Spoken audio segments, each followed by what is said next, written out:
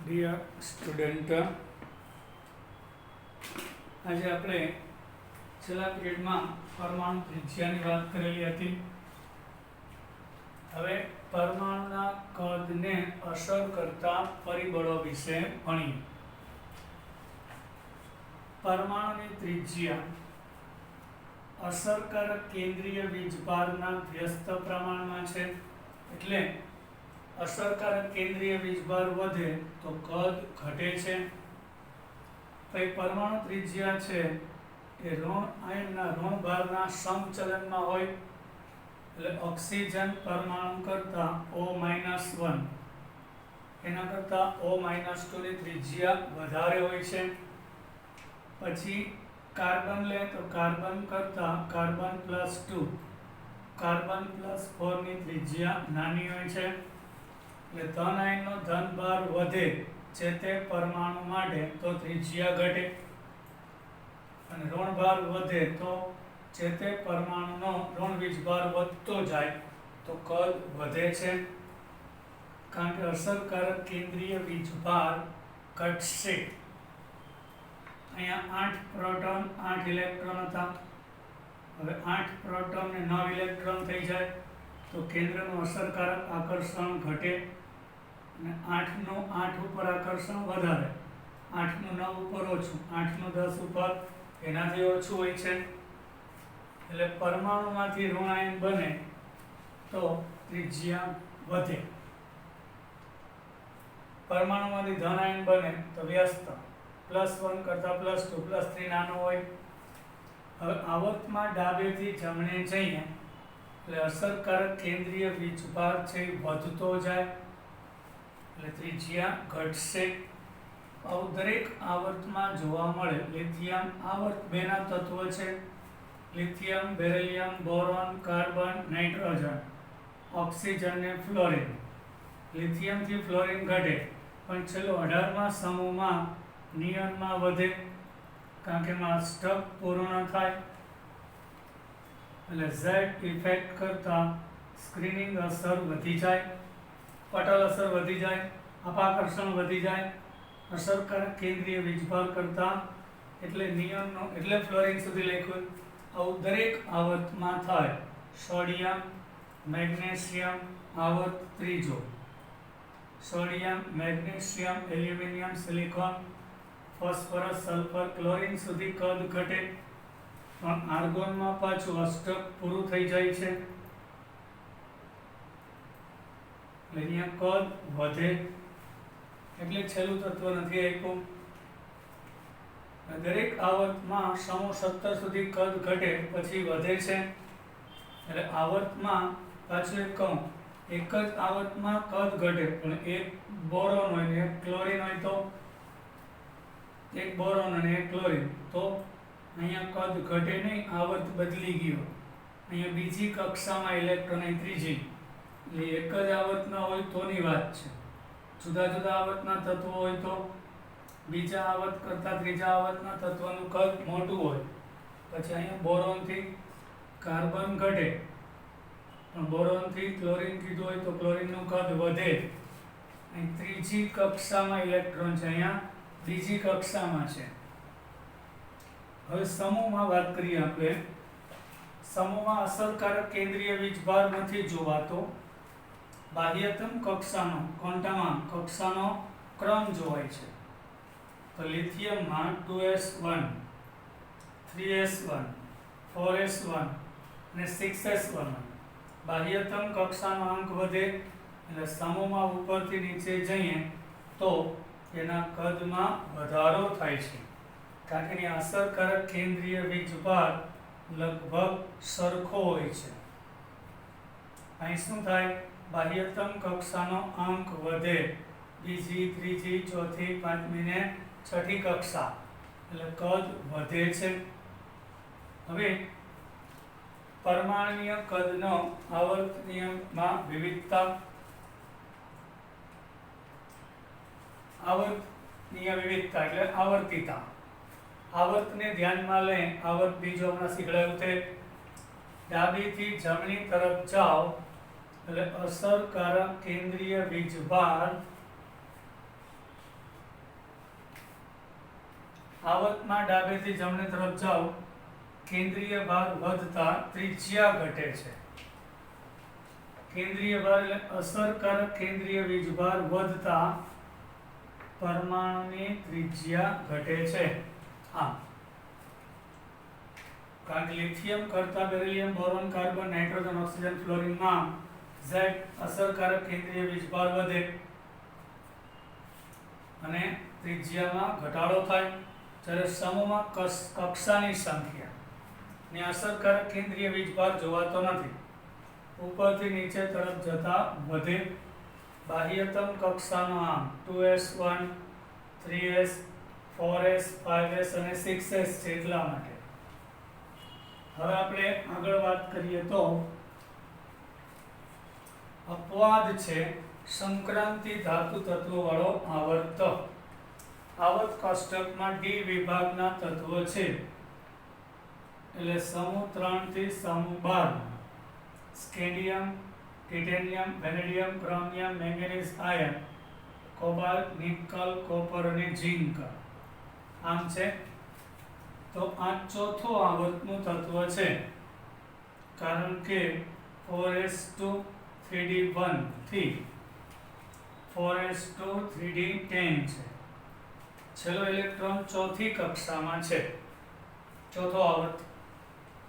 તો સ્કેન્ડિયમ થી titanium, vanadium, chromium, manganese સુધી ત્રિજ્યા ઘટશે કારણ કે અહીંયા 4s2 3d2 થાય.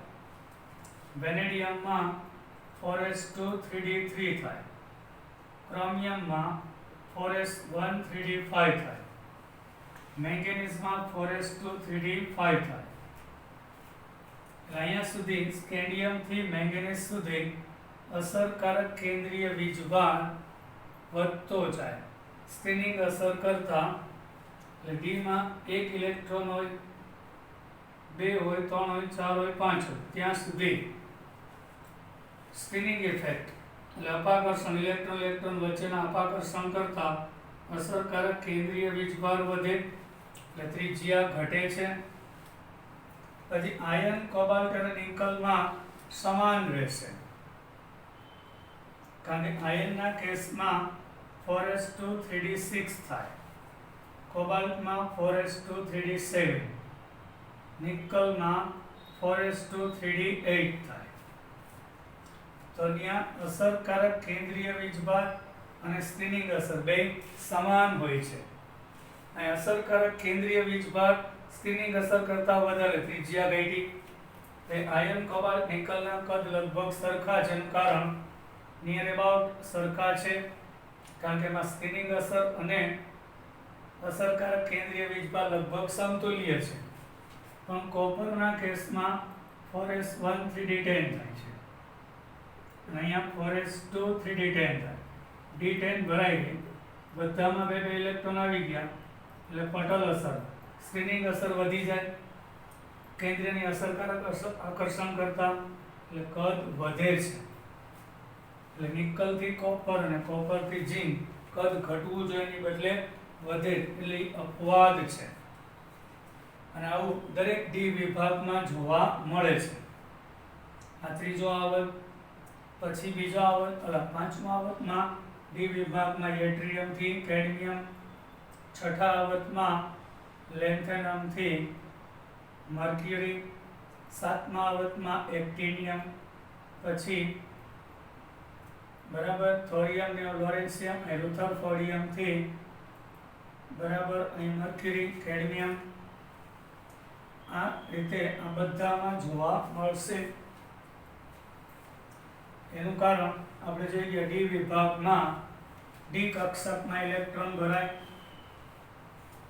તો શરૂઆતમાં સ્કેન્ડિયમ થી આયર્ન સુધી કદ ઘટ્યું. આ ત્રણેયનું સમાન કારણ કે અપાકર્ષણ અસર અને કેન્દ્રીય અસરકારક બે સમતુલ્ય થઈ જાય. પછી અપાકર્ષણ વધી જાય કેન્દ્રીય અસરકારક વીજભાર કરતા એટલે કદ થોડું વધશે. આ એક આવર્તનો અપવાદ થયો. મસ્ત પોઈન્ટ છે લેન્થેનાઇટ સંકોચન. અતિશય ઇમ્પોર્ટન્ટ પોઈન્ટ ખરેખર 12મા ધોરણમાં આવે છે પણ કનેક્ટેડ છે આવર્ત કોષ્ટકમાં લીધો છે.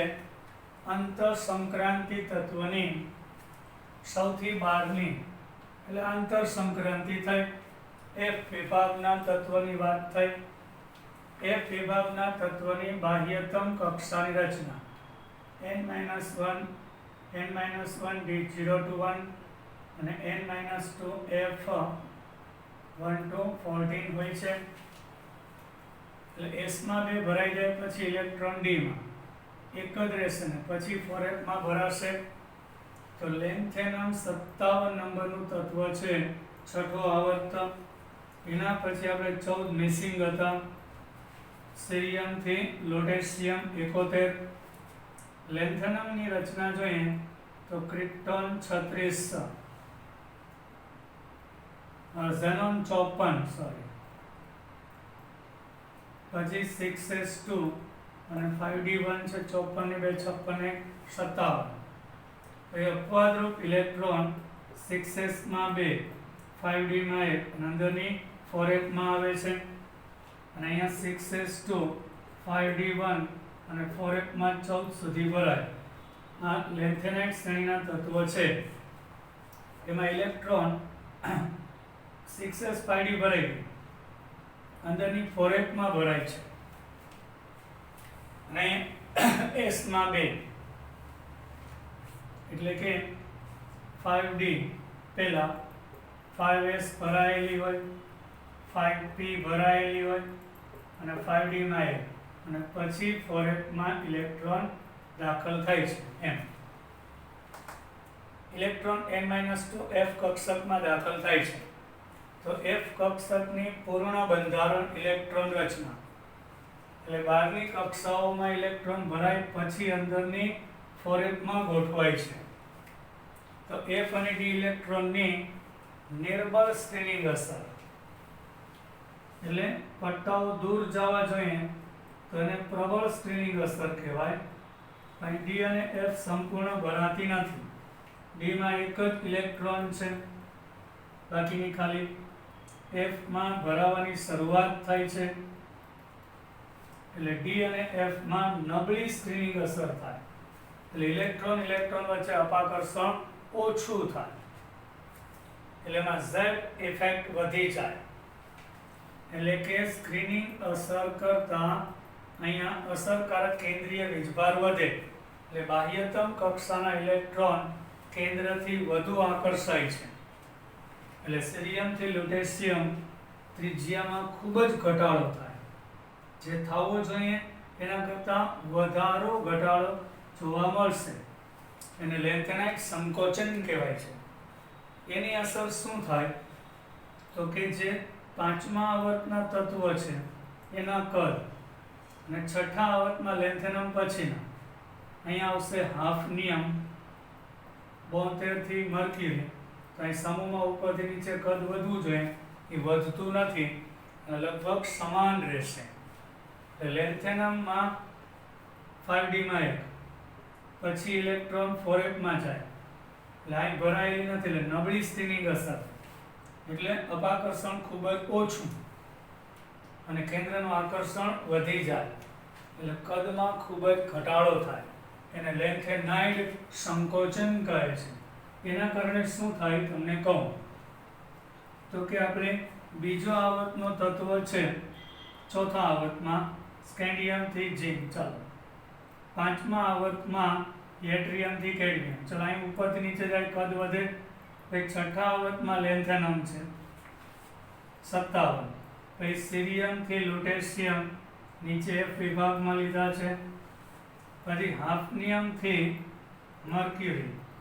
તો અહીંયા જે કદ છે એ વધવું જોઈએ, એની બદલે આ બધાયના કદ આને અહીંયા વધે. આના પછી આ ઉપરનું પાંચમા આવર્તમાં અહીંનું તત્વ અને અહીંનું તત્વ એના કદ વધવા જોઈએ, એની બદલે સમાન થઈ જાય કારણ કે લેન્થેનાઇટ સંકોચન થઈ જાય. એટલે આ પછીના બધા કદ છઠ્ઠા આવર્તના લેન્થેનમ પછીના હાફનિયમ થી મર્ક્યુરી એ ઉપરના આવર્તના તત્વના કદ સમાન રહેશે. પણ લેન્થેનાઇટ અને એક્ટિનાઇટ પ્રત્યેક ઇલેક્ટ્રોનની સાથે કેન્દ્રીય વીજભારમાં +1 નો વધારો થાય પણ કદમાં ધીમે ઘટાડો થાય. કદમાં થતા ઘટાડાને લેન્થેનાઇટ સંકોચન કહેવાય. એટલે કે અહીં લેન્થેનમ પછીના જે 14 સીરિયમ થી લ્યુટેશિયમ ઇલેક્ટ્રોન 4s માં ભરાય તો આ કેન્દ્રની વધુ નજીક છે આ બે કરતા, અહીં નબળી સ્પિનિંગ અસર થાય, આ બધા ઇલેક્ટ્રોન જે અપાકર્ષણ ઘટી જાય, કેન્દ્રનું આકર્ષણ વધી જાય, કારણ કે ડી અને એફ બરાબર બે ભરાયેલી હોતી નથી, એટલે આકર્ષણ કેન્દ્રનું અસરકારક વધી જાય, એના કારણે કદ ઘટે. આ ઘટાડાને લેન્થેનાઇટ સંકોચન, એટલે અસરકારક કેન્દ્રીય વીજભાર સ્ટ્રેનિંગ અસર કરતા વધી જાય છે. In first, second and third Sankranti શ્રેણી. હવે ડી વિભાગનો ચોથો આવર્ત એટલે પ્રથમ શ્રેણી કહેવાય એમ. ડી વિભાગની શરૂઆત ચોથા આવર્ત એટલે પહેલી શ્રેણી, પાંચમો આવર્ત બીજી શ્રેણી, છઠ્ઠો આવર્ત એટલે ત્રીજી શ્રેણી. તો સ્કેન્ડિયમ થી ઇથેલિયમ, તો યટ્રિયમ થી ઝિર્કોનિયમ, લેન્થેનમ પછી હાફનિયમ, તો સ્કેન્ડિયમ પછી ટિટેનિયમ, તો ટિટેનિયમ થી ઝિર્કોનિયમ કદ વધ્યું. આ લેન્થેનમ પછીના 14 માં જે સંકોચન થયું એના કારણે આનું કદ વધવાની બદલે ઝિર્કોનિયમ અને હાફનિયમના કદ સમાન હોય છે, ઓલમોસ્ટ ઇક્વલ, એને લેન્થેનાઇટ સંકોચન કહેવાય. અહીં લેન્થેનમ 57, પછીના ઇલેક્ટ્રોન સીરિયમ થી લ્યુટેશિયમ સુધીમાં 14 ભરાય અને પછી હાફનિયમ થી શરૂ થાય, તો હાફનિયમનું કદ ઝિર્કોનિયમ કરતા ઉપરથી નીચે વધવું જોઈએ ને, પણ સમાન છે, કારણ કે લેન્થેનમ પછીના 14 માં ઇલેક્ટ્રોન 4s માં દાખલ થાય એને લેન્થેનાઇટ સંકોચન કહે છે. એ 12મા ધોરણમાં આપણે આવશે. હવે સંક્રાંતિ સંકોચન.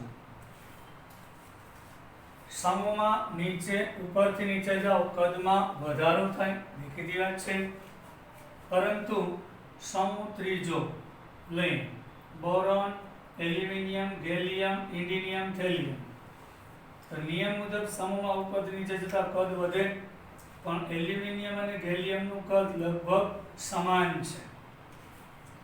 એને લેન્થેનાઇટ સંકોચન પણ સંક્રાંતિ સંકોચન કહેવાય.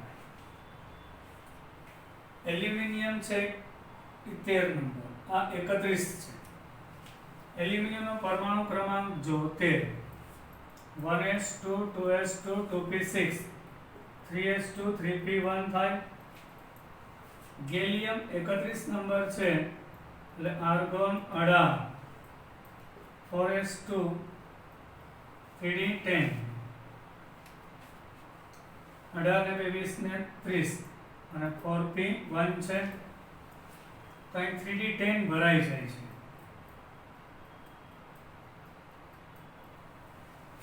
તો d10 ભરાઈ ગઈ, જેના કારણે એ સંક્રાંતિ તત્વથી ગેલિયમ નું કદ એટલે બાહ્યતમ કક્ષા પહેલા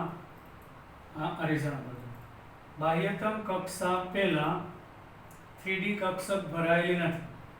અહીંયા ઉમદા વાયુ, આ ઉમદા વાયુ કોના જેવું? નિયોન છે. પછી ડાયરેક્ટ બાહ્યતમ કક્ષા, અહીંયા ઉમદા વાયુ પછી બાહ્યતમ કક્ષા અને 3d10 વચ્ચે છે, એટલે એમાં નબળી સ્ક્રીનિંગ અસર થાય છે. એટલે કે અસરકારક કેન્દ્રીય વીજભાર સ્ક્રીનિંગ ઇફેક્ટ કરતા વધી જાય, અપાકર્ષણ કરતા, એટલે કદ વધવાની બદલે સંકોચાય અને આ બેના કદ સમાન થઈ જાય છે. એને સંક્રાંતિ સંકોચન કહેવાય. હવે પરમાણુ અને આયોનિક ત્રિજ્યાનો તફાવત લઈએ તો નિકલ 27 નંબર છે, 28, કોપર 29 અને ઝિંક 30 છે. તો સ્કેન્ડિયમ થી titanium, vanadium, chromium, manganese, iron સુધી ત્રિજ્યા ઘટે છે. એ આયર્ન, કોબાલ્ટ અને નિકલ એમાં સમાન છે. નિકલ થી કોપર અને કોપર થી ઝિંક વધે છે. પછી ક્રોમિયમ થી વેનેડિયમ, વેનેડિયમ ટિટેનિયમ થી સ્કેન્ડિયમ જાઓ, આમ જાય તો ત્રિજ્યા ઘટે, આમ જાય તો વધે ને. પછી સમૂહમાં ઉપર કોપર 29 નંબર, પછી સિલ્વર અને ઓરમ આવશે, તો અહીંયા ત્રિજ્યા વધે. લેન્થેનાઇટ સંકોચનને કારણે આ બેની ત્રિજ્યા સમાન છે. આ બધા MCQ છે, આના વિશે ડિટેલમાં 12મા ધોરણમાં આવી જશે. હવે કોઈ પણ પરમાણુ કરતા એનો ધન આયન નાનો હોય, આગળ જે શીખાય એનો સમજૂતી, અને ઋણ આયન મોટો હોય. આયોડીન કરતા એનો ધન આયન નાનો, એના કરતા એનો ઋણ આયન મોટો એમ. પછી બોરોન થી બેરિલિયમ, એલ્યુમિનિયમ અને મેગ્નેશિયમ તરફ જાઓ તો ત્રિજ્યા વધે છે.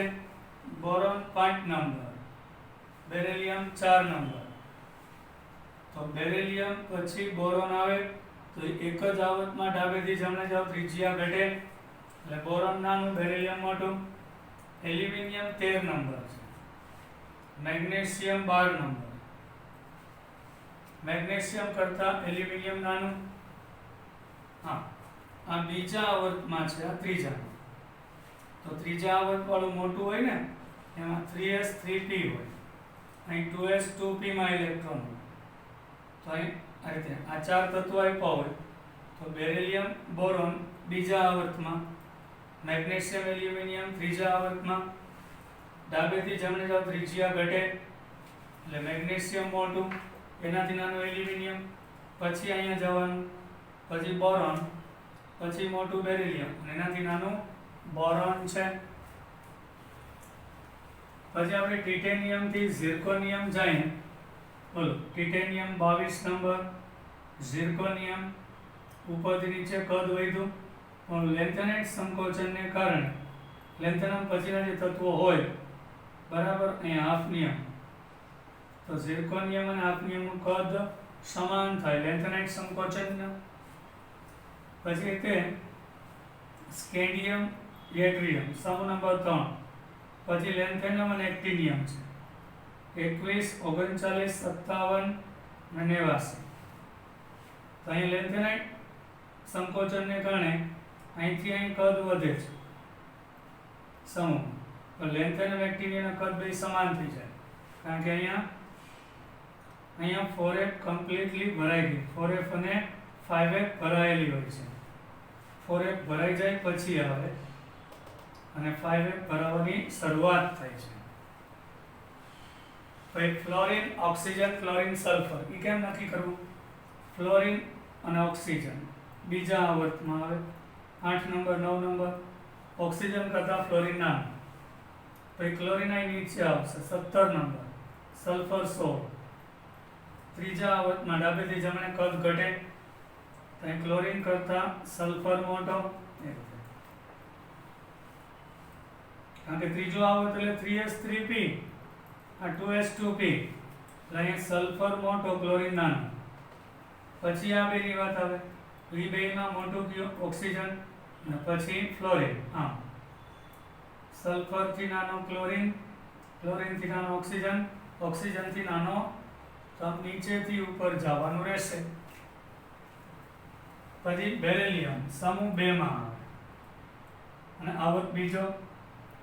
લિથિયમ આવર્ત બીજો, લિથિયમથી બેરિલિયમ જાઓ કદ ઘટે. પછી સોડિયમ સમૂહ પહેલો, પણ આવર્ત ત્રીજો આવે એટલે સોડિયમ મોટો થાય, એનાથી નાનો લિથિયમ, એનાથી નાનો બેરિલિયમ, નીચેથી ઉપર. પછી ક્લોરીન, સોડિયમ અને રૂબિડિયમ, તો સોડિયમ 11 નંબર, ક્લોરીન 17, એ બે ત્રીજા આવર્તમાં આવે. તો સોડિયમથી ક્લોરીન કદ ઘટે, એટલે સૌથી નાનું ક્લોરીન, એનાથી મોટું આવશે સોડિયમ. પછી રૂબિડિયમ છે, અહીંયા આવશે. તો ક્લોરીન કરતાં સોડિયમ મોટો, અને સોડિયમ કરતાં રૂબિડિયમ મોટો. એટલે આવર્ત કોષ્ટકમાં સ્થાન જાણતા હોય તો ત્રિજ્યા વિશે જાણી શકાય. એટલે આવા MCQ પૂછાય, ચડતો ક્રમ અને ઉતરતો ક્રમ, આવા ક્રમ પૂછાય. તો S વિભાગના કદમાં જુદા. હવે જે S બ્લોકના તત્વ છે એમાં કદમાં અનિયમિતતા છે. S બ્લોક એટલે સમૂહ 1 અને 2, lithium, sodium, potassium, rubidium, caesium. અહીંયા કન્ટિન્યુ કદ વધે, પણ આપણે બેયના સમૂહના કદની વાત કરતા હોઈએ તો અહીં બેરિલિયમ, મેગ્નેશિયમ, કેલ્શિયમ, સ્ટ્રોન્શિયમ અને બેરિયમ. લિથિયમથી બેરિલિયમ જાઓ કદ વધે છે કે ઘટે? ઘટે. આવર્ત આવે ને બીજો આવર્ત, બેરિલિયમ કરતાં લિથિયમ મોટો, એટલે અહીં બેરિલિયમ કરતાં લિથિયમ મોટો, પછી લિથિયમ કરતાં મેગ્નેશિયમ મોટો, અને આ બે એક જ આવર્તમાં આવી જાય. અને મેગ્નેશિયમ કરતાં સોડિયમ મોટો, સોડિયમ કરતાં કેલ્શિયમ મોટો, પછી કેલ્શિયમ કરતાં સ્ટ્રોન્શિયમ, સ્ટ્રોન્શિયમ કરતાં બેરિયમ, બેરિયમ કરતાં પોટેશિયમ મોટો છે, એનાથી મોટો છે રુબિડિયમ, એનાથી મોટો છે સીઝિયમ. આ ટ્રેન્ડ છે બે સમૂહ. હું એક જ સમૂહ લઉં. સમૂહ એકમાં કદ કયું? Lithium, sodium, potassium, rubidium, caesium સાચું. બીજા સમૂહની વાત કરીએ તો બેરિલિયમ, મેગ્નેશિયમ, કેલ્શિયમ, સ્ટ્રોન્શિયમ, બેરિયમ અને રેડિયમ.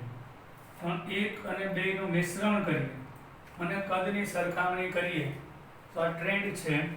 એટલે બેરિલિયમ કરતાં લિથિયમ, એના કરતાં મેગ્નેશિયમ, એના કરતાં સોડિયમ, એના કરતાં કેલ્શિયમ, એના કરતાં સ્ટ્રોન્શિયમ, પછી બેરિયમ, પછી પોટેશિયમ. એટલે પોટેશિયમ છે એ આ ત્રણેય કરતાં મોટો, પછી રુબિડિયમ અને સીઝિયમ.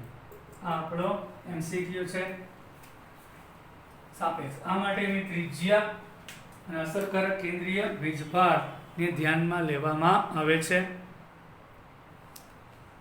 હવે જે આપણે ત્રિજ્યાનો ક્રમ જોયો, સમૂહ માટે તો પરફેક્ટ વધે, પણ એક અને બેની સરખામણી માટે જોયો તો એમાં ઝેડ ઇફેક્ટ અને કેન્દ્રીય વીજભાર અસરકારક હોય છે. એના કરતાં ક્રમ યાદ રાખી લેવો સહેલો પડે.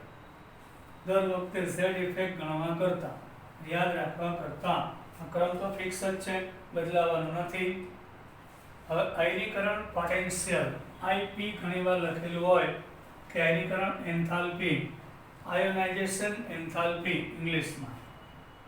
આઇસોલેટેડ અબંધિતતા, એટલે જ્યારે કોઈ તત્વ ઘન કે પ્રવાહી હોય, બંધનમાં ન હોય, એટલે અબંધિત આઇસોલેટેડ.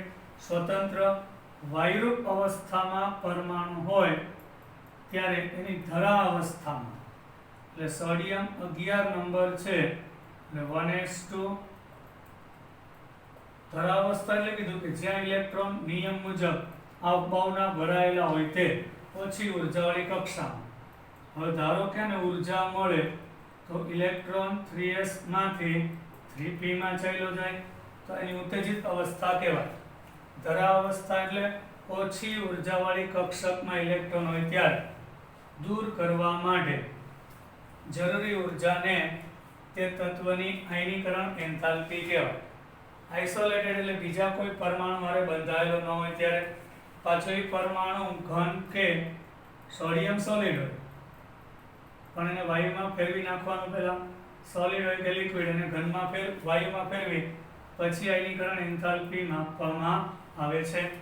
એટલે એને ડેલ્ટા IH કહેવાય, IP કહેવાય કે IE કહેવાય છે. અને ઇલેક્ટ્રોન દૂર કરવા હંમેશા ઉષ્મા આપવી પડે, એટલે ઉષ્મા શોષક પ્રક્રિયા હોય છે. આયનીકરણ એન્થાલ્પી હંમેશા ધન જ હોય, કારણ કે ઇલેક્ટ્રોન કેન્દ્રના બંધનમાં છે, તેને દૂર કરવા બહારથી હંમેશા ઉષ્મા આપવી પડે, એટલે તે ઉષ્મા શોષક પ્રક્રિયા હોય છે. ક્રમિક આયનીકરણ એન્થાલ્પી. કેમિસ્ટ્રીમાં એન્થાલ્પીનો મતલબ થાય છે ઉર્જા. અહીં એન્થાલ્પી લખેલું એની ઉર્જા. પરમાણુ કોઈ વાયુરૂપ અવસ્થામાં છે, ક્રમિક આયનીકરણ ઉર્જા નીચે મુજબ થશે. ધારો કે પરમાણુમાંથી E1 જેટલી ઉર્જા આપીએ તો 1 મોલ ઇલેક્ટ્રોન દૂર થાય તો એને પ્રથમ આયનીકરણ એન્થાલ્પી કહેવાય. એલ્યુમિનિયમ 13 નંબર છે, 1s2 2s2 2p6 અને 3p1 છે. અહીં 13 પ્રોટોન અને 13 ઇલેક્ટ્રોન હતા. આ એક ઇલેક્ટ્રોન ગુમાવીને +1 બને, એટલે પ્રોટોન 13 પણ ઇલેક્ટ્રોન બહાર થઈ જાય. તો વિચારીને કહેજો. હવે 3s2 3p માંથી એક ગયો, અહીંથી એક ઇલેક્ટ્રોન જાય, ચડતા ક્રમમાં ગોઠવા પછી છેલ્લામાં છેલ્લી કક્ષક હોય ને ત્યાંથી જાય. હવે 13 પ્રોટોનનું 13 ઇલેક્ટ્રોન ઉપર આકર્ષણ હોય એના કરતાં 12 ઉપર આકર્ષણ વધી જાય. એટલે પ્રથમ આયનીકરણ એન્થાલ્પી કરતાં દ્વિતીય વધી જાય. એટલે L+2 બનશે, એટલે પ્રોટોન 13 ઇલેક્ટ્રોન 11 થઈ જાય. એટલે અહીંથી એક જશે એટલે 3s1 થશે, 11 ઇલેક્ટ્રોન. હજી તૃતીય આયનીકરણ એન્થાલ્પી 13 પ્રોટોનનું 11 ઉપર આકર્ષણ હજી વધી જાય. જેમ ધનભાર વધે એમ અસરકારક કેન્દ્રીય આકર્ષણ વધે, એટલે ત્રીજો ઇલેક્ટ્રોન દૂર કરવા વધારે ઉર્જા ખર્ચાય. હવે ઇલેક્ટ્રોન 10 જ રહેશે. અહીંથી એક જશે, અહીંથી એક ગયો એટલે 3p0 એટલે 3s2 વધ્યું, 3s2 માંથી એક ગયો એટલે 3s1 વધ્યું, એમાંથી એક ગયો એટલે 3s0 થઈ ગઈ. એટલે કોઈ પણ તત્વની પ્રથમ આયનીકરણ એન્થાલ્પી હંમેશા મોટી હોય, એના કરતાં દ્વિતીય વધારે હોય, અને તૃતીય આયનીકરણ એન્થાલ્પી એનાથી વધારે હોય છે. એટલે કહેવાનો મતલબ એની કોઈ પણ તત્વ માટે લાગુ પડશે. એટલે એમ લખ્યું છે, એટલે કોઈ પણ તત્વ એલ્યુમિનિયમ કરતાં L+1 કરતાં +2 +3 ની વધારે હોય. એટલે કોઈ પણ તત્વ માટે લાગુ પડે નાઇટ્રોજનની +1 કરતાં +2 +3. એટલે પ્રથમ કરતાં દ્વિતીય. પ્રથમ એટલે કોઈ એક ઇલેક્ટ્રોન દૂર થાય ત્યારે, ઓલવેઝ, અને કોઈ પણ અમે લખ્યું હંમેશા માટે, કોઈ પણ તત્વમાંથી પહેલો ઇલેક્ટ્રોન દૂર થાય એ આયનીકરણ એન્થાલ્પી ઓછી, એમાંથી ધનાયન બની ગયા પછી બીજો દૂર કરવો વધારે ઉર્જા આપવી પડે, અને +2 બન્યા પછી ત્રીજો દૂર કરવા એનાથી વધારે ઉર્જા આપવી પડે. અને ક્રમિક પ્રથમ, દ્વિતીય અને તૃતીય આયનીકરણ એન્થાલ્પી કહીએ છીએ. પરમાણુની ધન અવસ્થામાં ઇલેક્ટ્રોન દૂર કરી શકતો નથી, ઘન સોલિડ. આ માટેનું વાયુ સ્વરૂપમાં રૂપાંતર કરવામાં આવે. ઘન સ્વરૂપમાંથી વાયુમાં રૂપાંતર માટેની ઉર્જાને તેની ઉર્ધ્વપાતન ઉર્જા કહેવાય. જ્યારે કોઈ તત્વ ડાયરેક્ટ સોલિડમાંથી ગેસમાં ફેરવાય એને આપણે સબ્લિમેશન, SUB લખેલું હોય, સબ્લિમેશન, ઉર્ધ્વપાતન. ઘનમાંથી પ્રવાહી બને તો પ્રવાહીકરણ, પ્રવાહીમાંથી વાયુ બને તો બાષ્પીભવન, ઘનમાંથી ડાયરેક્ટ વાયુ બને તો સબ્લિમેશન. અને એ જે ગેસ બની જાય પછી ઇલેક્ટ્રોન દૂર કરવા જે ઉર્જા ખર્ચાય એની આયનીકરણ એન્થાલ્પી કહેવાય. આયનીકરણ પોટેન્શિયલ એ હંમેશા ઉષ્મા શોષક હોય છે, એટલે ΔH એન્થાલ્પીનો ફેરફાર ઓલવેઝ પોઝિટિવ. બહારથી ઉષ્મા આપવી પડે, તેને ઇલેક્ટ્રોન વોલ્ટ પ્રતિ પરમાણુ અથવા કિલો કેલરી પ્રતિ મોલ કે કિલો જૂલ પ્રતિ મોલ એકમમાં માપવામાં આવે છે. અને સુધી રાખીએ. જય હિન્દ.